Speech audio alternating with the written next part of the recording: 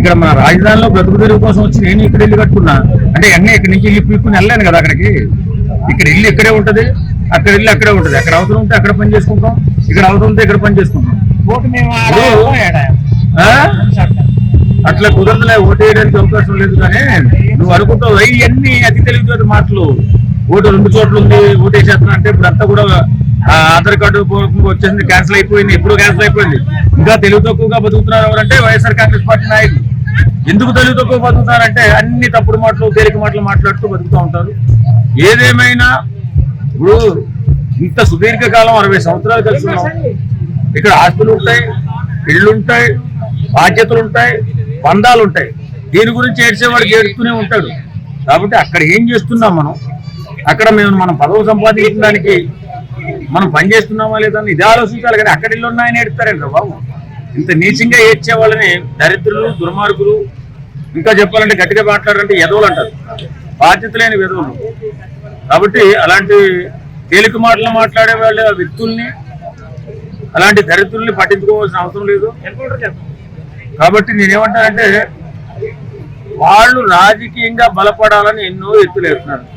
నువ్వు 5 సంవత్సరాల పరిపాలన అద్భుతంగా చేస్తుంటే నువ్వు ఎవరిని బతిమాలుకోవాల్సిన అవసరం లేదు, సాగిలి పడాల్సిన అవసరం లేదు, ఇలాంటి సన్నాసి గోల చేయవలసిన అవసరం అసలే లేదు.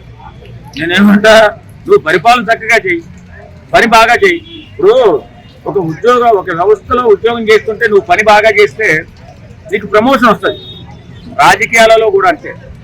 ఎక్కడైనా ఏ వ్యవస్థలో అయినా ఏ సంస్థలో అయినా పని చేస్తుంటే ప్రమోషన్ వస్తుంది తప్ప నువ్వు పని చేత కాకపోతే ప్రమోషన్ రాలేదని ఏడిస్తే ఎవరు సమాధానం చెప్పలేదు. అందుకని నేనేమంటానంటే వైఎస్ఆర్ కాంగ్రెస్ పార్టీ వాళ్ళకి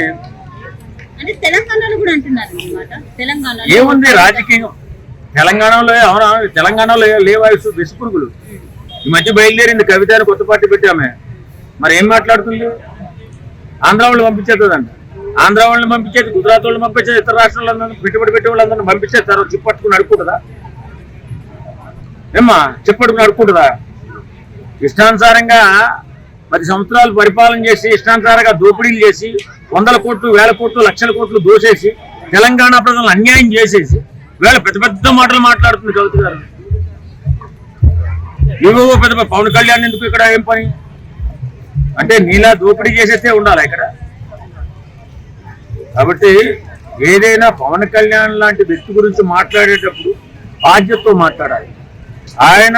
ఆయన ఏ రకంగా జీవితాన్ని ప్రారంభించాడు, ఏ రకంగా ఆయన సంపాదించుకున్న దాంట్లో పేద ప్రజలకి అండగా ఎలా నిలబడ్డాడు, ఇది ఆలోచించాలి తప్ప ఆంధ్రోడు, తెలంగాణోడు ఏంటి బాధ్యత లేని మాటలు, గౌరవం లేని మాటలు, బుద్ధి లేని మాటలు. కాబట్టి దేశంలో ఎవరైనా ఎక్కడైనా రాజ్యాంగం మనకి ఇచ్చిన హక్కు ఉండొచ్చు. ఇల్లు కొనుక్కోవచ్చు, భూమి కొనుక్కోవచ్చు, కట్టుకోవచ్చు, ఉద్యోగం చేసుకోవచ్చు, అందరితో కలిసిమెలిసి బ్రతకొచ్చు. ఈ మాత్రం రాజ్యాంగం గురించి తెలియని వాళ్ళు కూడా పార్టీలు పెట్టేసి నేను పెద్ద తెలంగాణకు తెల్లి అయిపోతున్నాడు. మరి ఏమో ఒక సీటు గెలవమని చూద్దాం తర్వాత సంగతి. కానీ పవన్ కళ్యాణ్ విమర్శించే స్థాయి కాదు, ఆయన గురించి మాట్లాడే బతుకు కాదు. కానీ కాబట్టి ఇలాంటి తక్కువ మాటలు, తెలుగు మాటలు మాట్లాడకుండా ప్రజలకు ఏ విధంగా ఉపయోగపడతామా, ఇప్పుడున్నటువంటి ప్రజలు ఏ రకమైన కష్టాల్లో ఉన్నారు, వారి పక్షాన్ని ఎలా నిలబడాలి, వాళ్ళకి ఏదైనా భరోసా ఇచ్చి వాళ్ళ బ్రతుకుదారు ఏదైనా చూపిస్తే బాగుంటుందని ఆలోచించాలి తప్ప ఉచ్చరించాలు లేకుండా నాయకులు విమర్శించుకుంటూ పోతే మీ బుద్ధి మారుతూ మీరు బాగుపడతారు.